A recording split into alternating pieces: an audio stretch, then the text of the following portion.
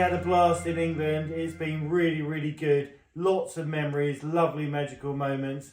And Rupert and Charlie had some really cool experiences. So what was your favouriteest bit? My favourite was the blue whale, and one was shut, and I didn't buy because we were seeing more stuff. Next one, my favourite one is Hamleys. Hamleys? What's Hamleys? Hamleys is the big toy shop. How big is it? It's the very big. Massive? Yeah. How many floors? I don't know, there was a lot of floors. 6? Yes. Lots. Yeah, then one thing at Hamleys, there was a transformer I was really like, there was a robot, all of that. And next one, in the plane, I was so happy because we went in the sky and we had bacon wraps. There you go. Rupert has never been on the plane. He's never been to the UK. So, yes, lots of new experiences. Charlie, what was your highlight? Firstly, being able to walk down Mayfair. I did love that bit. But also being able to see the iguanodon, which I was very happy about because it's my favourite. Iguanodon? What's an iguanodon? It means iguana tooth. What is that, though? It's a dinosaur. How big? Is it a big dinosaur? It's the same size of that booth. It's the same size of the booth. Like a diplodocus? No, it's not. No, how big it is, it's a herbivore and it's the same size of the roof up there. There you go. And it's very big. Yeah. So, what else did you do, Charlie? What else did you see? We saw the Tower of London. Yeah. Yes. We... The London Eye? Yes, the London Eye. I was about to say that. Buckingham Palace? Yes. Who lives at Buckingham Palace? Think about this. Oh, King Charles. Well done. And also, we saw a dodo. Yes, that was my favourite part. And there was a vulture, my favourite bird. There were so many birds about. I was like so happy.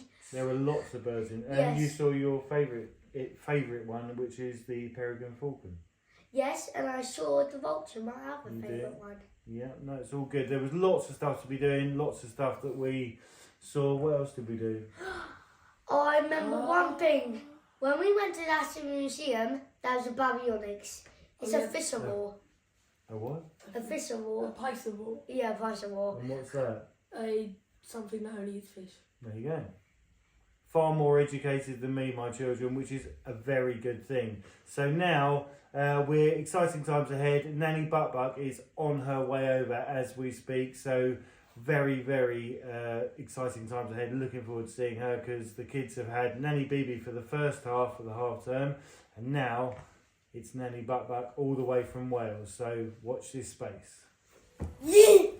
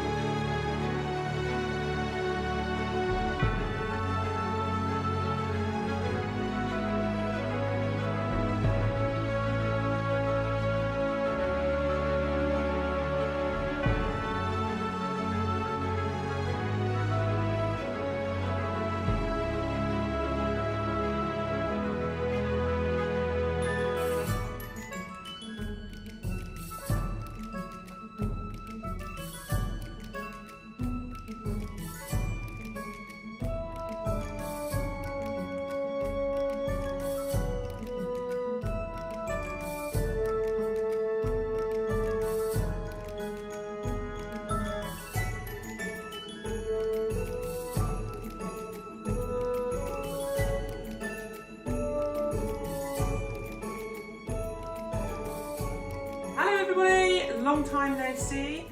My lovely Mr. Moon has arrived home with our young children. From a silent house, we now have a very loud house. For a moment, I did think my brain just settled and then everyone ran home and it's all gone mad again, but it's been amazing and missed them so much. I'm so pleased that they're home. We're back to capacity. We are. Full noise. We are. It was weird not having them here, I have to say, but yeah, no, it's wonderful to have them all home. But the magic has spread far and wide, and we have a really, really special story to tell you, because when Nick was back in the UK, he met a lovely lady who very kindly donated a bouquet of flowers to another lovely lady who helped with the rescue of Canoed. So we're going to tell you a little bit about his story. We will have to do it more in depth because it's very, very long, so it's not going to be simple. We can't just tell you now, but we're going to give you a little bit of a snippet of what happened. But Nick's going to fire away with a little bit about what happened in the UK. But this is where the magic has spread, and this is why we are so proud to do what we're doing for our legends and give them this most magical voice. Yeah, and this is the very condensed version, and there will be his full story. So Canoed, the legend that is,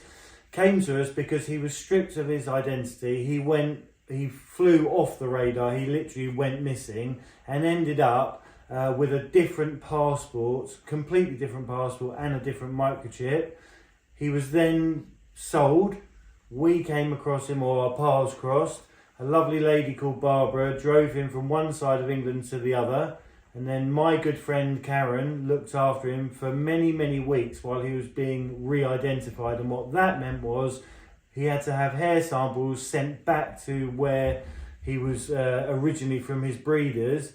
They identified him and then sent those samples or the confirmation back. And now, most horses, these are the Legends passports. So normally, like you and I, we have one passport. Canoed, because he's very special, he now has 3. So what happened was, the first one is his fake identity. The second one is the pet ID, which he needed to travel from the UK back to France. And then his third one here is from his original breeders, or the stud. And that is the case where it just highlights how these horses can go off the radar, but more importantly, how they can then be recirculated with a completely new identity. And it's something which we will share the complete story. But thanks to Barbara, to Jenny's mum, who aided in the paperwork when he was back in the UK, and to Karen, my good friend, he's now been obviously re-identified. But the story of the magic that goes on is that I was looking for a bouquet of flowers for Karen. I'm going to catch up with Barbara when I'm in her neck of the woods in England, but I was actually very close to where Karen is, where my mum lives, and I went through a list on Google of local florists and just happened to pick out one which was the closest, and went there. And as I walked in, I was greeted with a beautiful, friendly smile and said, "Oh, can you just knock us a bouquet of flowers up? It's a very good friend of mine. I need to." And the lady turned around and said, "I recognise you. I follow you on YouTube and I follow your family, and I think what you're doing is a wonderful thing." And she went on then to make the most beautiful bouquet, donated it to the Legends, and it was just one of the most touching experiences I've had in a very long time. So it just goes to show that little love, that bit of kindness is spreading all over the world. And it's just been very, very, it's just one of those really, really cool moments. So thank you, Joanne. Thank you so much. And more importantly, just thank you to everyone who's on the journey and has been supporting us, because we've been as we always say, I know we reiterate it, but the gifts we've had, those lovely Amazon deliveries, we've had some more stuff which we're going to reveal to you shortly, but it's been amazing, incredible. And it's all for the Legend, and that's what, for me, I think that's the most humbling part. It's all for those horses. Yeah, they deserve it so very much, and these 3 passports prove that. This horse shouldn't have 3 passports. He should have 1, and he should never have been stripped of his identity, but he was. So, but we've got it back. He's now Canoed again, which he should have always been, and he will remain Canoed. So yeah, really, really special story, and thank you to everybody that was involved in his rescue. It's going to be one heck of a story when we do it, and I hope you enjoy it. So see you very soon. See you soon. Bye-bye. Bye.